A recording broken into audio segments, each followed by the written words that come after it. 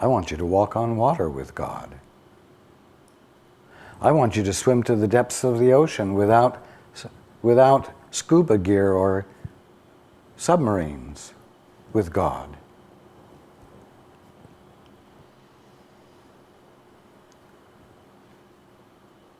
I want you to do things with God that you haven't dreamed of doing, but which, when you do them, will inspire your brothers and sisters to say, wait a minute, if they're doing the impossible, and I promise you they are doing the impossible, then what they're doing must be possible. And my belief that they're impossible must be wrong. And the moment they get it, that the way they have been believing and defining things has been wrong, they're immediately freed to explore walking on the water, or whatever it might be that they had previously determined to be impossible. You're all bound entirely and absolutely by determinations you have made in your mind. It's my task to break those determinations, to inspire you to let go of the determination, the commitment you bring to the meanings you've developed.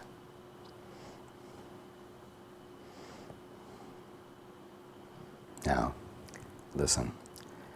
The Holy Spirit always sides with you and with your strength.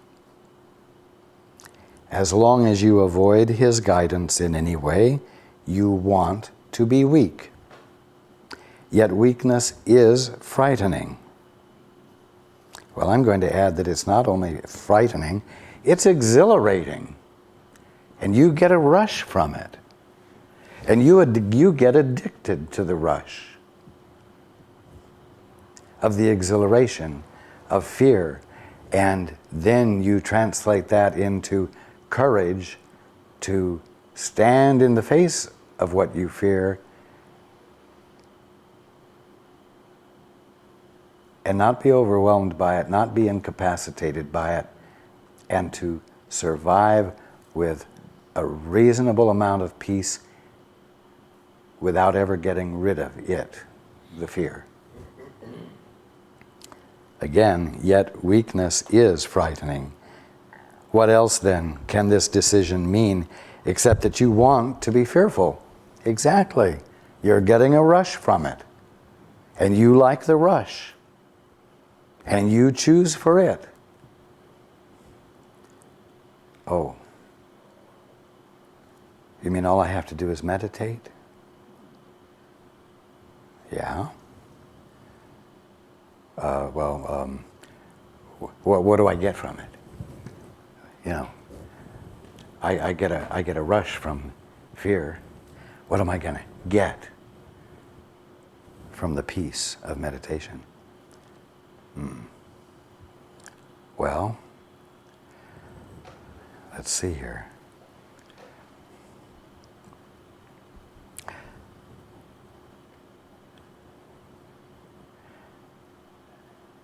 You're going to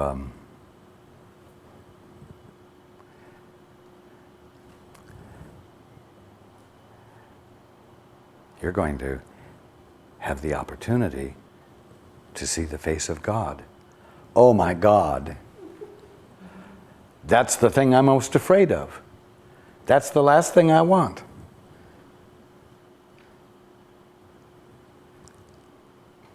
You say I'm not going to get a hit from peace? That's right. But you know what? When you choose for that peace, and you let yourself remain in it for any length of time, you're going to find two things emerging.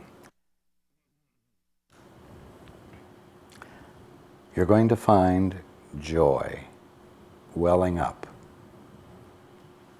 from a source that is inexplicable and unidentifiable, except that it will be welling up from the depths of your conscious experience that you're having.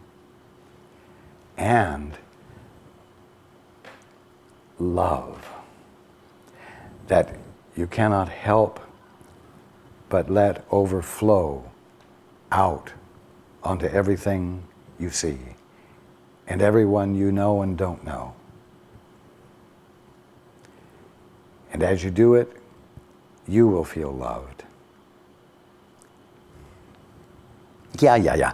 But will it give me a rev? Will it give me a rev? No, it won't.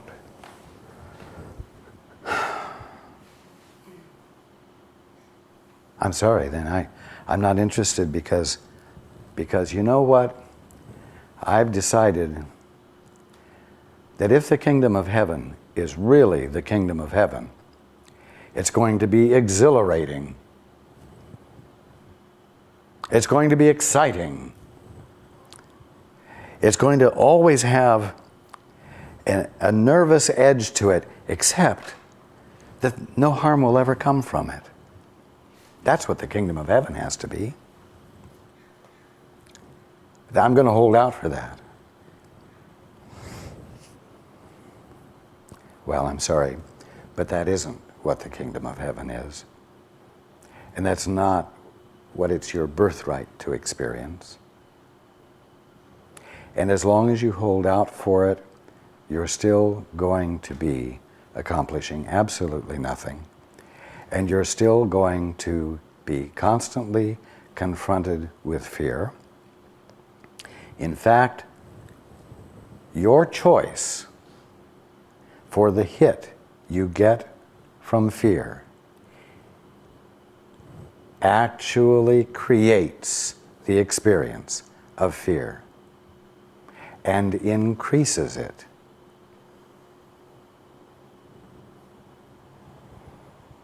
Thus increasing the hit, but also increasing the pain and the suffering. If you choose for that, choose for that. But it's not the answer to your problem. Each of you, in one way or another, has at one time or another said, you know, if I got up today and everything happened perfectly, and every situation was a win-win situation, and there were utter harmony manifest throughout the day, I agree that it would be a profound experience. But without the thrill, I'm not going to choose for it.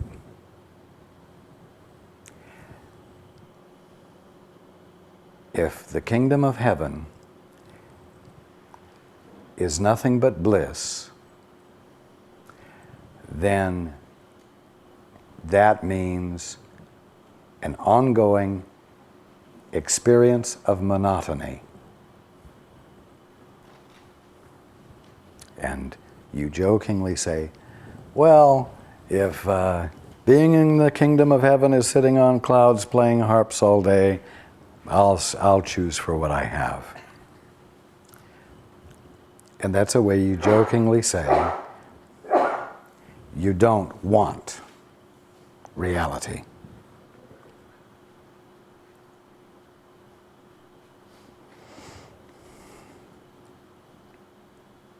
Again, the Holy Spirit always sides with you and with your strength. As long as you avoid His guidance in any way, you want to be weak. Yet weakness is frightening. What else then can this decision mean except that you want to be fearful?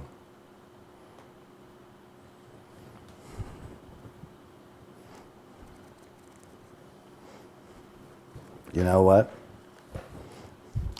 We'd get a large attendance in the kingdom of heaven if we would open up a new ride called Hellhole. The scariest ride in the universe.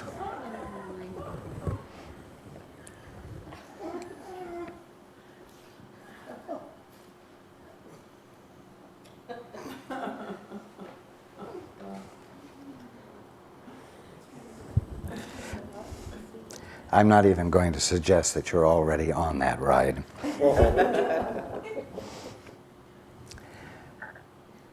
Yes, the billboards would say, the only place where you can be scared to death without dying.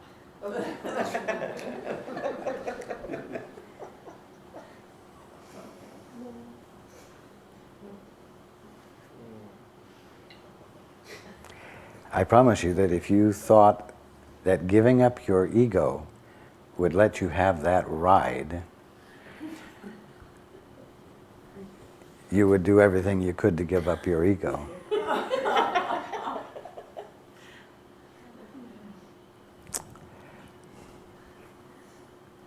What else then can this decision mean except that you want to be fearful? The Holy Spirit never asks for sacrifice, but the ego always does.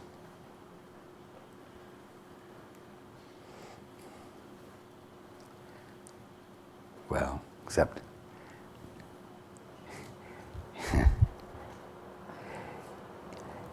you think that it's giving you something far more valuable than what you're having to give up.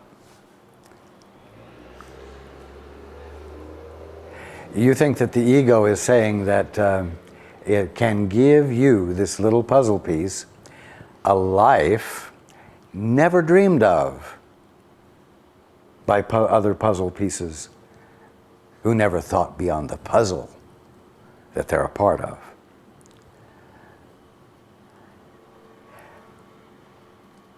It asks you to sacrifice the remembrance of who you are. It asks you to sacrifice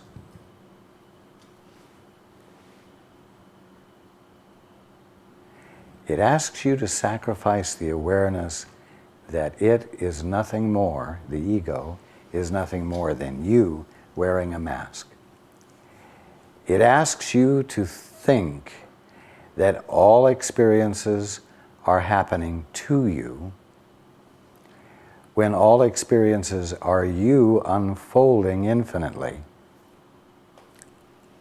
and you're not subject to it, and therefore not vulnerable to it.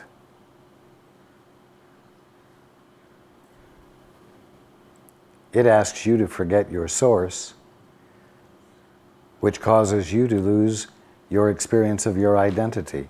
It asks you to sacrifice too much.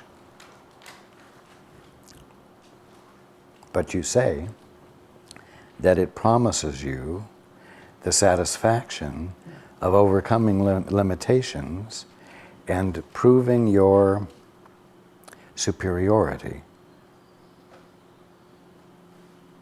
to them. And you know what? You know what hooks you? The fact that you know at some level you haven't forgotten that you are the Christ, and that you are, for lack of better words, omnipotent, and that you are superior to all illusion. But you see, the ego asks you to sacrifice the conscious experience of what you are, your real identity, so that you might have this autonomous, independent experience, this scary ride.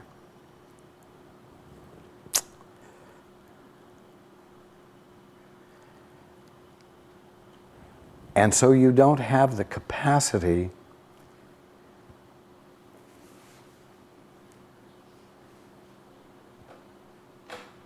to actually overcome the illusions.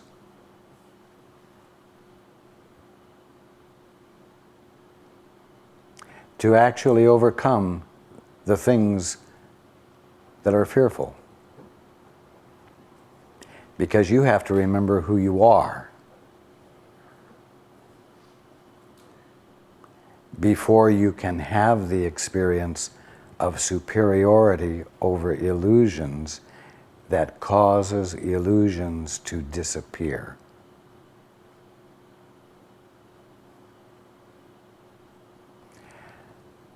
And it causes you to not realize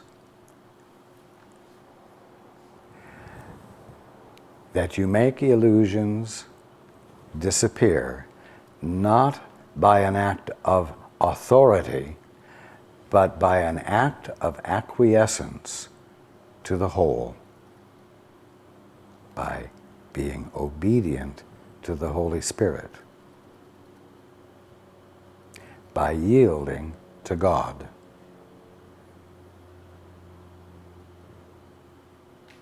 And because it asks you to sacrifice that,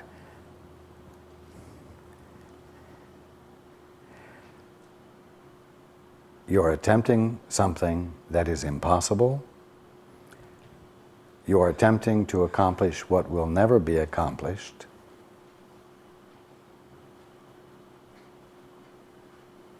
And as long as you may remain committed to the attempt, you will be stuck. And you are. Except that you are becoming inquisitive. Your eyelids are beginning to flutter a little bit, and you are asking to know the truth, and you are willing to conceive that the truth is outside the box of limitation that you've been operating in. And so movement of awakening is occurring.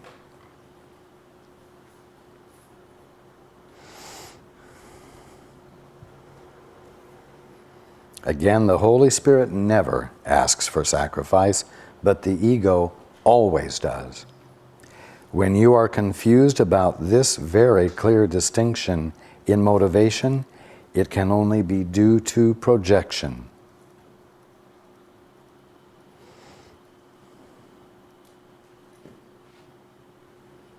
Projection of this kind is a confusion in motivation, and given this confusion, trust becomes impossible.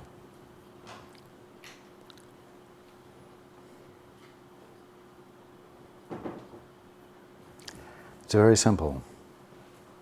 When you don't know who you are, when you have forgotten who you are, when you have decided to commit your mind to an idea or a definition of what you are instead of what you really are, you're in a state of self-denial. And, in other words, you have put on a mask. The presentation of yourself with a mask on is fundamental dishonesty. And you know it. And you know that as long as you're doing that, you're not trustworthy.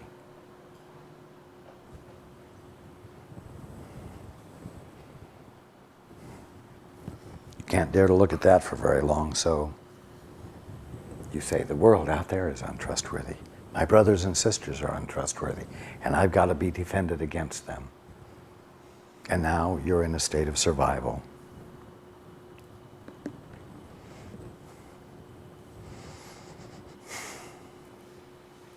And you won't begin to see who your brothers and sisters are until you're willing to look at what you are.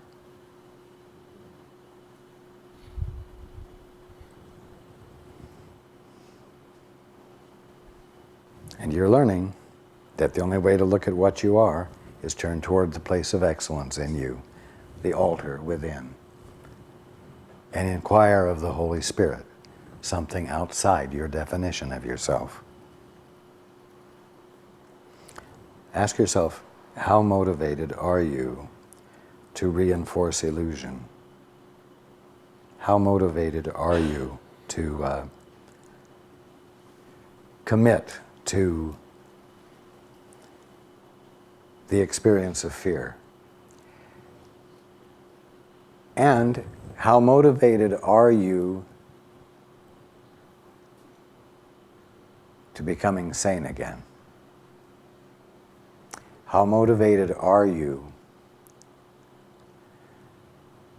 to finally, with conviction and commitment, say and embody the meaning of the words, I am through with suffering. I am through with an eternal experience of conflict. I am through believing that the hit I get from suffering is valuable.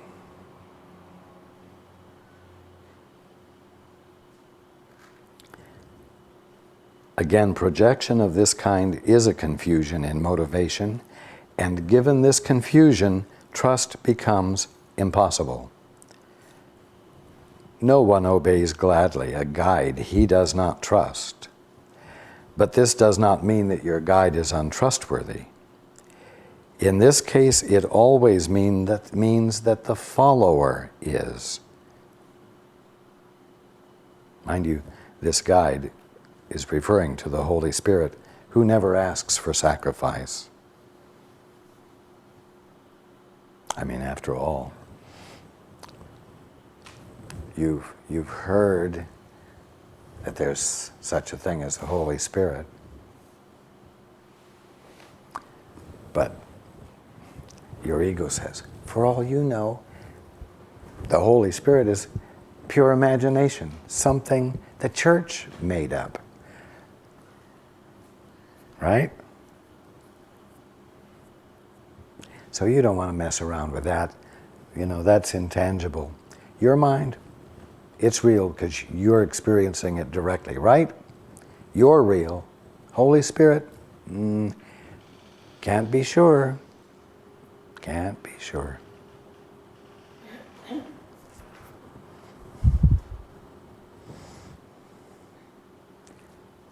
If you turn to the Holy Spirit and you believe that you're actually doing it, you'll probably just be going insane, and they'll lock you up. So don't mess around with it.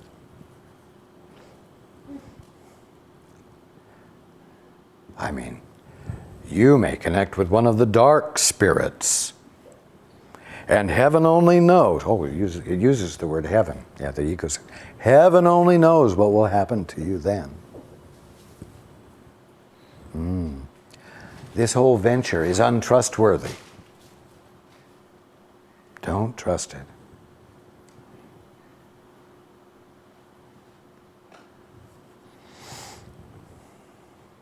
This goes on all the time, every day, in one way or another, with each of you, where you are distracted from trusting the good.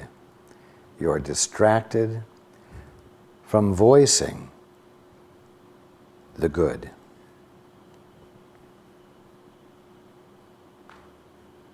You're distracted from embodying anything that smacks of too much goodness.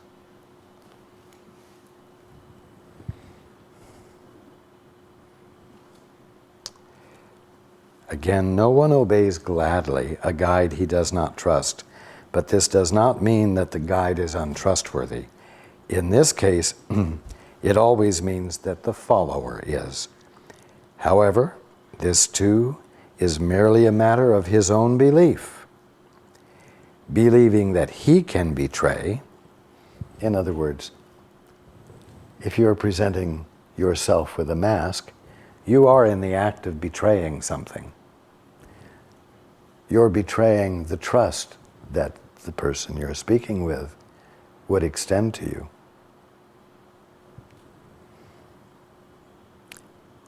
However, this too is merely a matter, no one obeys gladly a guide he does not trust. But this does not mean that the guide is untrustworthy. In this case, it always means that the follower is.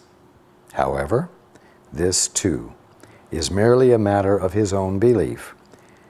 Believing that he can betray, he believes that everything can betray him. Yet, this is only because he has elected to follow false guidance. Unable to follow this guidance without fear, he associates fear with guidance and refuses to follow any guidance at all. The Holy Spirit is perfectly trustworthy, as you are. Key point. You will not be able to see the trustworthiness of anything else until you're willing to consider the possibility that there is a place of excellence in you, and that place of excellence in you is the excellence of you. And until you're willing to acknowledge that and begin to honor it, you will not have the trust necessary to lean into the Holy Spirit or to let yourself go into the underlying everlasting arms of God and yield.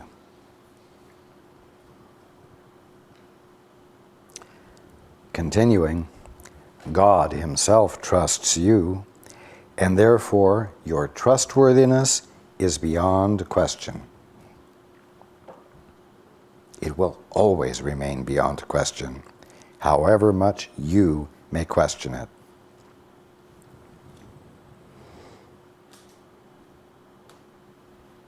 We said before that you are the will of God.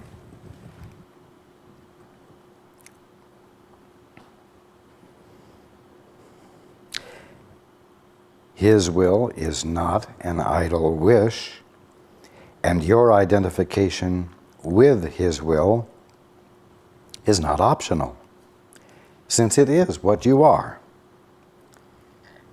Sharing His will with me is not really open to choice, though it may seem to be. In other words, you may not choose to listen to me in the quietness of your being. You may not give me the opportunity to share the truth about the Father, so that you might find that as brothers we both see things the same way. As brother and sister, we both see things the same way. You may not give yourself the opportunity to share the Father's will, but in spite of your ignoring it, we do share the Father's will. We do. The sharing of it is in place. It's stable. It's eternal. It's just the way things are. Sharing His will with me is not really open to choice, though it may seem to be. The whole separation lies in this fallacy. The only way out of the fallacy is to decide that you do not have to decide anything. I'm going to go back to the beginning of the paragraph. We said before that you are the will of God. His will is not an idle wish, and your identification with His will is not optional, since it is what you are. Sharing His will with me is not really open to choice, though it may seem to be.